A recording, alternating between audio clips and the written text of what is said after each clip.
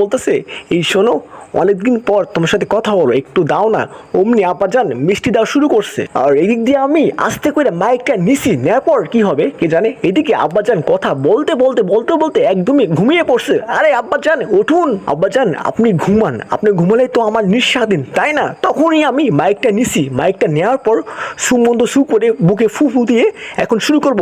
Hello hello, শোনেন, আমার আব্বাজান সবকিছু মিথ্যা কথা বলছে, উনি অনেক ভীতু। অমনি আব্বাজান লাফ দিয়ে উঠছে। আপনারা আব্বাজানের কি কথা শুনবেন না? আব্বাজান অনেক ভীতু, অনেক ভীতু ভীতু ভীতু, বুঝছেন? এদিকে আব্বাজান পুরোপুরি খেপে গেছে, আমার যে কি হবে কে জানে। যাই হোক, মাইকটা আমি রাখছি, রাখার পর আমি দেখলাম যে আব্বাজান এখানে সুন্দর করে বসে বসে কি যেন ভাবতেছে। পরে আমি দেখি আব্বার হাতে বিস্কিট, হয়তো আমাকে দিবে, তখন দেখি না, সে খাওয়া শুরু করছে। আল্লাহ, আমাকে না দিয়ে খাচ্ছে, বুঝলাম না। যাই হোক, আব্বাজান পানি খাইলো, পানি খাওয়ার পর কি করবে কে জানে, সঠিক বুঝতেছি না আমি। আর এইদিকে আমি বলতেছি, শোনেন, আমি আপনার